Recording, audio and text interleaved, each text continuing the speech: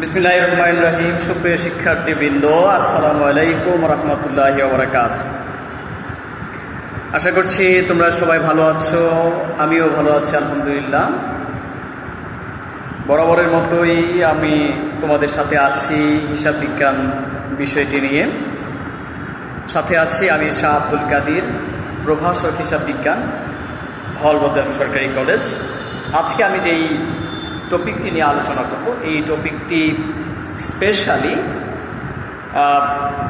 Intermediate যারা পরীক্ষার্থী আছে এবং একাদশ শ্রেণীর শিক্ষার্থী যারা আছে তাদের জন্য। তবে এই টপিকটির সাথে অনার্স দ্বিতীয় বর্ষ ইন্টারমিডিয়েট অ্যাকাউন্টিংয়ের একটি চ্যাপ্টারের সম্পর্ক আছে এবং একই সাথে ডিগ্রি দ্বিতীয় বর্ষ ইন্টারমিডিয়েট অ্যাকাউন্টিংয়ের একটি চ্যাপ্টারের সাথে সম্পর্ক আছে।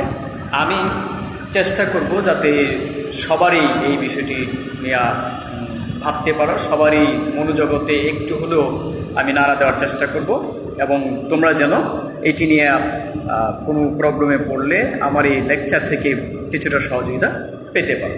তো আমি সরাসরি চলে যাচ্ছি আজকের আলোচ্য বিষয়ে। আজকের আলোচ্য বিষয় হচ্ছে accounting for tangible and intangible asset. সুপ্রিয় শিক্ষার্থীবৃন্দ, ইন্টারমিডিয়েটের এটি প্রথম পত্রের একটি অধ্যায় যা তোমাদের আলোচনা করা হচ্ছে, অধ্যায় 8। অধ্যায় 8-এ দেখবে যে দৃশ্যমান ও অদৃশ্যমান সম্পত্তির হিসাব নিকাশ করা। আমরা এখান থেকে যে বিষয়গুলো জানবো সেটি হলো ফিক্সড অ্যাসেট কি, তার এক্সাম্পল, আমরা ট্যানজিবল বা দৃশ্যমান সম্পত্তি এবং ইনট্যানজিবল বা অদৃশ্যমান সম্পত্তি নেওয়ার কথা বলবো। ভ্যালুয়েশন অফ ফিক্সড অ্যাসেট অর্থাৎ স্থায়ী সম্পত্তির কিভাবে মূল্যায়ন করা হয় সেটি আমরা জানবো। ডেপ্রিসিয়েশন অ্যান্ড ইটস মেথড অর্থাৎ স্থায়ী সম্পত্তি থেকে যে অবচয় হয়, অবচয়গুলো কিভাবে নির্ধারণ করা হয়, অবচয় কি এই সম্বন্ধে জানবো। এবং সর্বশেষ আমরা যেটা জানবো যে এই অধ্যায় থেকে বা স্থায়ী সম্পত্তি এবং অবচয় সংক্রান্ত হিসাব প্রণালীটা কি। তো আসো আমরা এখানে একটু হেডলাইনটা নিয়ে একটু বোঝার চেষ্টা করি। Accounting for tangible and intangible asset অর্থাৎ দৃশ্যমান এবং অদৃশ্যমান সম্পত্তি সংক্রান্ত অ্যাকাউন্টিংটা কি হয়, হিসাব প্রক্রিয়াটা কি হয় বা হিসাব রক্ষণটা আমরা কিভাবে করে থাকি। প্রিয় শিক্ষার্থীবৃন্দ, আমি প্রথমেই জানবো যে ফিক্সড অ্যাসেট বা স্থায়ী সম্পত্তি বলতে আমরা কি বুঝি। তোমরা জানো যে কোনো প্রতিষ্ঠান পরিচালনা করার জন্য সম্পত্তির প্রয়োজন পড়ে, স্থায়ী সম্পত্তির প্রয়োজন পড়ে। এই সম্পত্তিগুলোর ব্যবহার করেই প্রতিষ্ঠানের মুনাফা অর্জন করা হয়ে থাকে। তো এই সম্পত্তিগুলোকে আমরা যদি বিভিন্ন ভাগে ভাগ করি তাহলে এর একটি ভাগ হবে স্থায়ী সম্পত্তি বা ফিক্সড অ্যাসেট। তো ফিক্সড অ্যাসেট কী জিনিস? যেই সম্পত্তিটি দীর্ঘ সময় ব্যবহার করা যায়, যেই সম্পত্তির আয়ুষ্কাল 1 বছর বা তার থেকে 1 বছরের বেশি হয়ে থাকে, আমরা সেই সম্পত্তিগুলোকে স্থায়ী সম্পত্তি বলবো। ঠিক আছে? তো এই সম্পত্তিগুলো কেন করা হয়ে থাকে?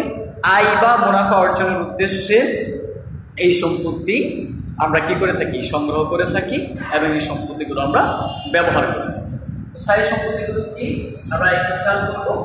স্থায়ী সম্পত্তি হচ্ছে প্রতিষ্ঠানের ফার্নিচার, হ্যাঁ, প্রতিষ্ঠানের ফার্নিচার, তারপর মেশিন, আমরা আরো যদি বলি ল্যান্ড, হ্যাঁ, বিল্ডিং, এটসেট্রা। অর্থাৎ এরা হচ্ছে কি স্থায়ী সম্পত্তি। এক্সাম্পল এখানে ফার্নিচার বা আসবাবপত্র।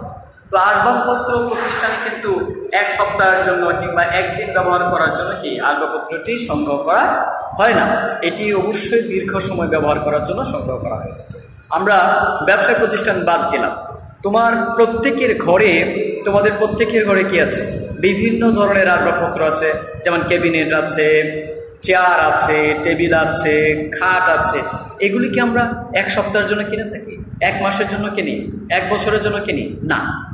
এগুলো আমরা আসলে দীর্ঘ সময় ব্যবহার করার জন্য ক্রয় করেছি। এরকম মেশিন, ল্যান্ড বা বিল্ডিং, ল্যান্ড বা ভূমি, বিল্ডিং বা দালান কোঠা, এইগুলো কি দীর্ঘ সময় ব্যবহার করা যায়। সুতরাং আমরা দেখতে পাচ্ছি স্থায়ী সম্পত্তির নেচারটা কি, এটি দীর্ঘ সময় ব্যবহার করা যায় এবং এটি ব্যবহার করে কি করা যায়, এটি ব্যবহার করে প্রতিষ্ঠানের স্বাভাবিক কাজকর্ম সম্পাদন করা যায় এবং প্রতিষ্ঠানের স্বাভাবিক কর্মকে পরিচালনার মাধ্যমে মুনাফা অর্জন করা সম্ভব। ঠিক আছে, তো আমরা একটু এদিকে আসবো যে এই ফিক্সড অ্যাসেটগুলো কয় ধরনের হতে পারে। ফিক্সড অ্যাসেটগুলো বা স্থায়ী সম্পত্তিগুলোকে যদি আমরা খেয়াল করি, এটিকে দুই ভাগে ভাগ করা যেতে পারে। একটি হচ্ছে টানজিবল অ্যাসেট বা দৃশ্যমান সম্পত্তি, আর একটা হচ্ছে ইনটানজিবল অ্যাসেট বা অদৃশ্যমান সম্পত্তি। টানজিবল, এই যে আমি কয়েকটা সম্পত্তির উদাহরণ দিলাম, ফার্নিচার, বিল্ডিং, ল্যান্ড, মেশিন, এগুলো কিন্তু সবগুলো কি করা যায়, ধরা যায়, ছোঁয়া যায়, স্পর্শ করা যায়, অর্থাৎ ভিজিবল, তাই না? কিন্তু এমন কিছু স্থায়ী সম্পত্তি আছে যে সম্পত্তিগুলো ধরা যাবে না, ছোঁয়া যাবে না। সেগুলো কি আমরা একটু যদি বলি, স্থায়ী সম্পত্তির মধ্যে খেয়াল করো, গুডউইল, হ্যাঁ, তারপর হলো ট্রেডমার্ক। দেখো, গুডউইল বা সুনাম, ট্রেডমার্ক কি বলি আমরা, সুনাম। এটা কি ধরা যায়? এটা দেখতে কি লাল, নীল, কালো এরকম বোঝা যায়? বোঝা যায়। এটা আসলে একটি অনুভূতির বিষয়। গুডউইলের যে ডেফিনেশন দেওয়া আছে, আমরা সাধারণভাবে গুডউইল যদি বুঝে থাকি, সেটি একজন মানুষ সম্বন্ধে তোমাকে জিজ্ঞাসা করা হলো এই লোকটা কিরকম, তুমি বলছো ভালো। আরেকজনের কাছে জিজ্ঞাসা করেছ এই প্রতিষ্ঠানের পণ্য কিরকম, বলা হলো কি ভালো। আরেকজনের কাছে জিজ্ঞাসা করছো এই প্রতিষ্ঠানের পণ্য কেমন টেকসই, বলা হলো অনেক টেকসই, তাই না? তো এই জিনিসগুলো বা কিছু কর্মকাণ্ডের মাধ্যমে কোনো ব্যক্তি বা প্রতিষ্ঠানের কি সুনামটা অনুধাবন করা যায়। এটাকে আসলে ধরাও যায় না, ছোঁয়া যায়। সুতরাং এটাও কিন্তু প্রতিষ্ঠানের জন্য স্থায়ী সম্পত্তি, তবে এটাকে যেহেতু ধরা ছোঁয়া যায় না, এই জন্য এটাকে আমরা বলছি কি ইনটানজিবল অ্যাসেট। তো সুপ্রিয় শিক্ষার্থীবৃন্দ, আমরা দেখতে পেলাম ফিক্সড অ্যাসেটকে দুই ভাগে ভাগ করা যায়, টানজিবল অ্যান্ড ইনটানজিবল। টানজিবলকে বলছি যেগুলোকে ধরা যাবে, ছোঁয়া যাবে, স্পর্শ করা যাবে। যেমন এই যে দেখো ডাস্টারটা, এটাও কিন্তু আমার কি একটা দৃশ্যমান সম্পত্তি।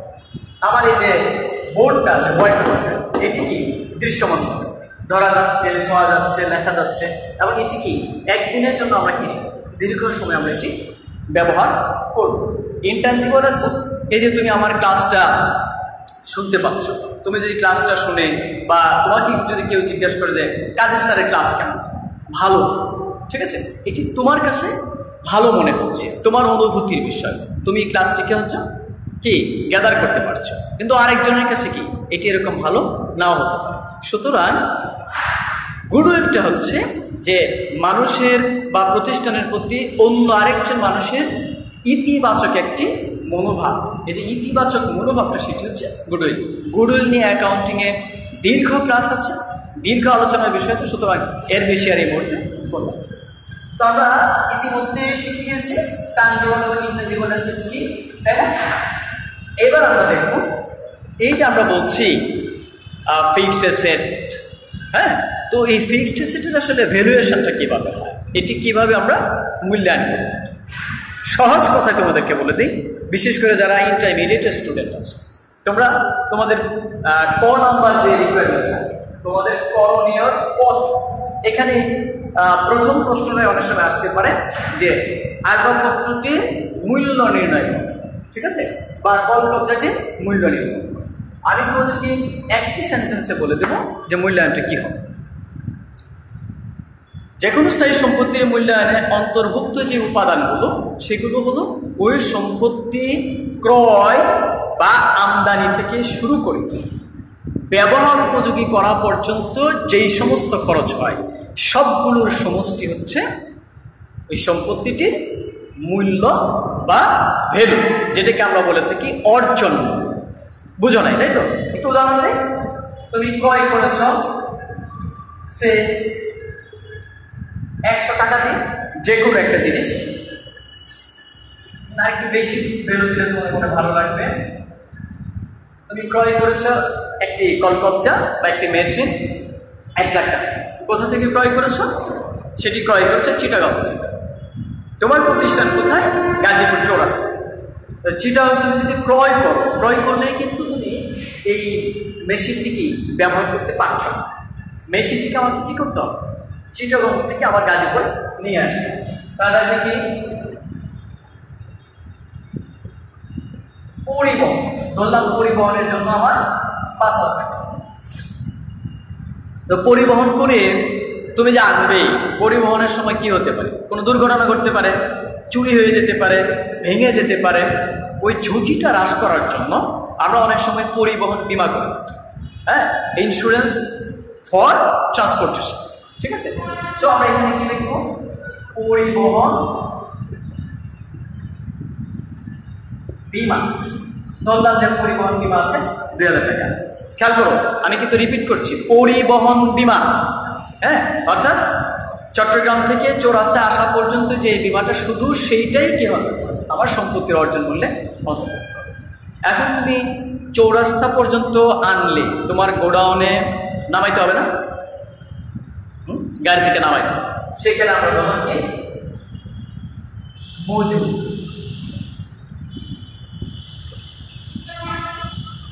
শ্রমিককে কি করতে হবে? মজুরি দিতে হবে। হ্যাঁ, এটাও কি হবে? আমার সম্পত্তি অর্জন মূল্যে অন্তর্ভুক্ত হবে। কারণ কি, আমি কিন্তু এখনো সম্পত্তিটি ব্যবহার করতে পারছি না। ব্যবহার করার পূর্ব পর্যন্ত যত খরচ হবে সবই হচ্ছে অর্জন। এখন তুমি শ্রমিক তোমার প্রতিষ্ঠানে এনে নামায়, তোমার কারখানাতে নামায়, ব্যবহার করতে পারবে? No, you will not be able to use this because it has not been installed. অর্থাৎ এটিকে আমরা এখনো কি করতে পারি না? বসাতে পারি, স্থাপন করতে পারি। সুতরাং এটি সংস্থাপন যতক্ষণ না পর্যন্ত করেছি, সেট আপ যতক্ষণ না পর্যন্ত করেছি। হ্যাঁ, ধরো তুমি কোনো একটা অ্যাপস তোমার মোবাইলে ডাউনলোড করো, হ্যাঁ, হয়ে গেল। অ্যাপস ব্যবহার করতে পারবে? পারবে। কি করতে হবে? ওই অ্যাপসটাকে ইনস্টল করতে হবে। হ্যাঁ, ইনস্টল করার জন্য কি লাগবে? তোমার মোবাইলে জায়গা লাগবে। তো আমরা কি করলাম? কারখানাতে ইনস্টল করব। ইনস্টলের বাংলা হচ্ছে কি? সংস্থাপন। সংস্থাপন ব্যয় বলি বা সংস্থাপন মজুরি বলে, যাই বলি না কেন, ধরলাম আরো 10,000 টাকা আবার মজুরি দিতে হয়েছে। এইবার আমরা কি পাবো? আরো কিছু থাকতে পারে। কি থাকতে পারে? তুমি যে মেশিনটি ক্রয় করছো, ওই মেশিনটি ক্রয় করার জন্য তুমি হয়তো কোনো দালালের সহযোগিতা নিয়েছো। হ্যাঁ, তো দালালের কমিশন থাকতে পারে। ক্রয় সংক্রান্ত কি? দালালের কমিশন।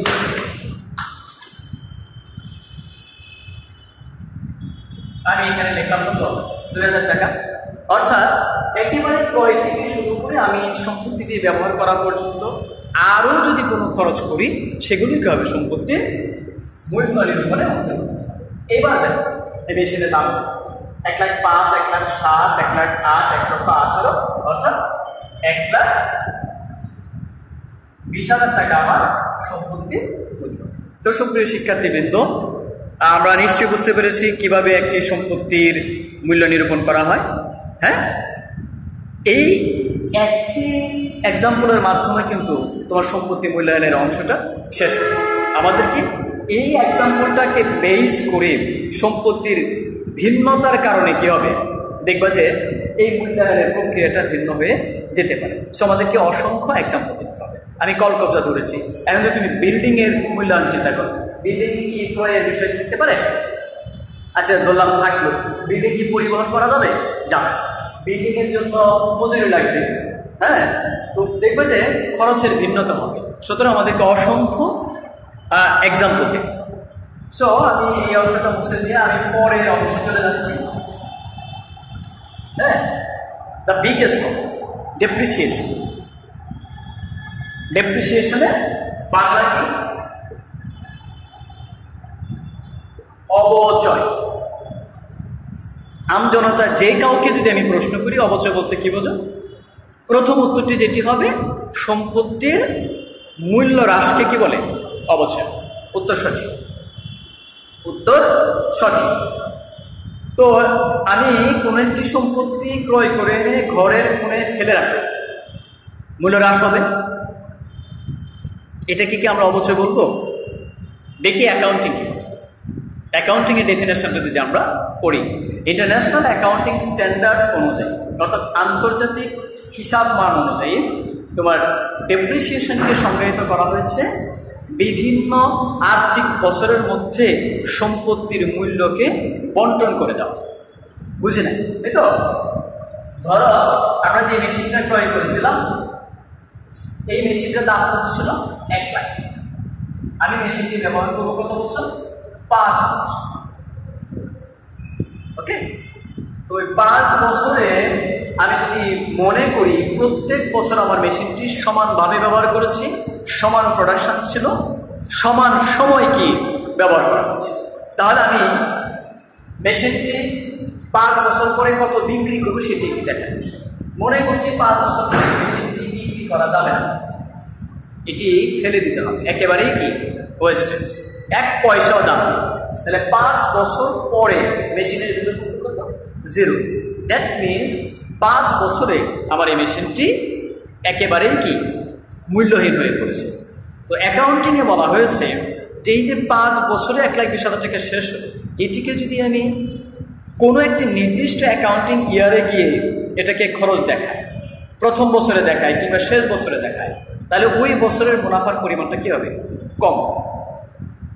যেই বছরে দেখায় তাহলে স্ট্যান্ডার্ডটা কী হবে? স্ট্যান্ডার্ড হবে আমি এই 1,20,000 টাকাকে 5 বছরে সমানভাবে বন্টন করি। কত হবে? 24,000 টাকা। 24 অর্থাৎ 5 বছর আমি কি করছি? সম্পত্তিটাকে দেখিয়েছি। ওকে, তাহলে এই ডেফিনেশনটা কি আছে? ইন্টারন্যাশনাল অ্যাকাউন্টিং স্ট্যান্ডার্ডে বলা আছে যে অবচয় হলো সম্পত্তির বন্টন। অবচয় হলো সম্পত্তির একটি বন্টন প্রক্রিয়া, অর্থাৎ বিভিন্ন আর্থিক বছরের মধ্যে সম্পত্তির মূল্যটাকে বন্টন করে দেওয়া বা ভাগ করে দেওয়াকে কি বলে? অবচয়। ঠিক আছে, আমরা যেহেতু অ্যাকাউন্টিং এর স্টুডেন্ট, আমরা যেহেতু কমার্সের স্টুডেন্ট, আমরা এই জিনিসটাকে কি মাথায় রাখার চেষ্টা করি। তো সুপ্রিয় শিক্ষার্থীবৃন্দ, এই যে আমরা বলছি, আমি যে এক্সাম্পল দিলাম, প্রতি বছর অবচয় হয় কত? 24,000। কেউ কিন্তু আমার সাথে দ্বিমত করতে পারে, স্যার এটা কি বললেন? আমি যদি এই মেশিনটি প্রথম বছর ব্যবহার করি, প্রথম বছরে আমি যে প্রোডাকশন করতে পারি, দ্বিতীয় বছর তো আমার সেই প্রোডাকশন নাও হতে পারে, কম হতে পারে কিংবা বেশি হতে পারে। আবার শেষ বছরে এটা একেবারেই কি হয়ে যাবে? ড্যামেজ হয়ে যাবে, ওই সময় উৎপাদন আরও কম হতে পারে। তাহলে প্রত্যেক বছর সমান দেখানোটা আমার কাছে লজিক্যাল মনে হলো না। কোনো একজন যদি প্রশ্নটি করতে পারে, সেজন্যই এই ব্যবহারের ভিন্নতার কারণে, মানুষের কনসেপ্টের ভিন্নতার কারণে ডেপ্রিসিয়েশনকে মূল্যায়ন করার জন্য কতগুলো মেথড দেওয়া হয়েছে। হিসাব বিশারদ যারা আছেন তারা কয়েকটা মেথডের অবতারণা করেছে। এখানে আমি বলে রাখি, কেউ বলতে পারবে না 5টা 10টা 6টা এরকম না, প্রচলিত কিছু পদ্ধতি আছে যে পদ্ধতিগুলো ব্যবহার করা হয়। আমি প্রচলিত কয়েকটা পদ্ধতি লিখছি। স্ট্রেট লাইন মেথড, প্রথম যে পদ্ধতিটি আছে সহজ একটি পদ্ধতি, স্ট্রেট লাইন মেথড, অর্থাৎ সরল রৈখিক পদ্ধতি। আমি পরবর্তী ক্লাসে এগুলি নিয়ে ডিটেল আলোচনা করব। স্ট্রেট লাইন মেথড, তারপর বলা হয়েছে ডিক্লাইনিং ব্যালেন্স, ডিক্লাইনিং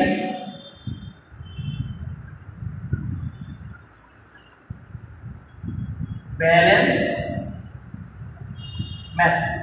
আমরা এটাকে শর্টকাট অনেকে লিখে থাকি SLB মেথড, এটাকে আমরা লিখতে পারি BBM মেথড। ওকে, তারপর আরেকটা প্রচলিত পদ্ধতি আছে ডাবল ডিক্লাইনিং ব্যালেন্স মেথড, অর্থাৎ এটি বাংলা হচ্ছে ক্রমহ্রাসমান জের পদ্ধতি, এটা হচ্ছে দ্বিগুণ ক্রমহ্রাসমান জের। প্রচলিত পদ্ধতির মধ্যে আরো যেটি আছে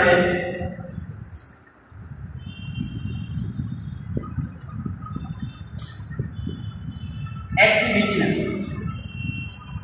হ্যাঁ, অর্থাৎ তুমি কাজ করছো কাজের ভিত্তিতে, যেটাকে ভাগ করা যায় একটি হলো অ্যাক্টিভিটি বেসড অন আওয়ার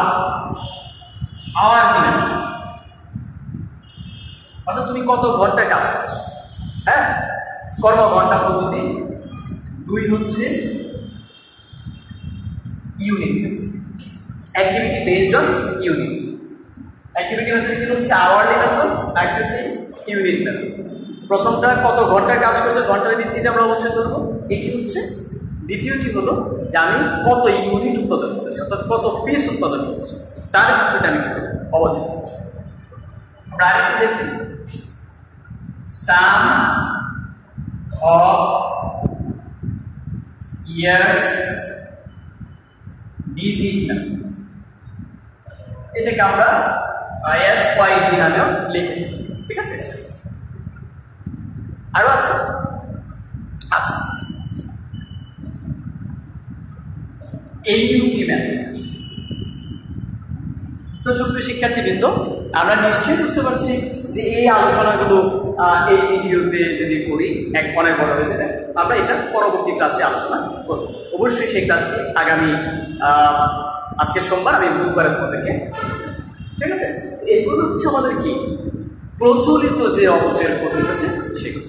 তো আমি যদি আজকের ক্লাসটিকে একটু সামারি করি, আজকে আমরা যে বিষয়গুলো জানলাম বা জানার চেষ্টা ছিল, আমি তোমাদেরকে জানানোর চেষ্টা করেছি, সেটি ছিল টানজিবল অ্যাসেট বলতে কি বুঝি, ইনটানজিবল অ্যাসেট বলতে কি বুঝি, ফিক্সড অ্যাসেট কি সেই সংক্রান্ত আমরা উদাহরণ দেখেছি।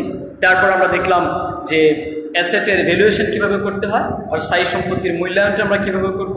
স্থায়ী সম্পত্তির মূল্যায়নের আমরা কিছু এক্সাম্পলও দেখেছি। আমরা দেখলাম ডেপ্রিসিয়েশন কাকে বলে, ডেপ্রিসিয়েশন নিয়ে আরও আলোচনা করব। আমরা দেখেছি আজকে একই সাথে ডেপ্রিসিয়েশনের মেথডগুলো কী কী হতে পারে। তো আশা করছি ক্লাসটি উপভোগ করেছ। যদি কোনো মতামত থাকে আমার ভিডিওটির নিচে তোমরা মতামত করবে। সেই পর্যন্ত তোমরা ভালো থাকো। পরবর্তী ক্লাসের জন্য শুভকামনা থাকো। ধন্যবাদ। আসসালামু আলাইকুম রহমতুল্লাহি ওয়া বারাকাতুহু।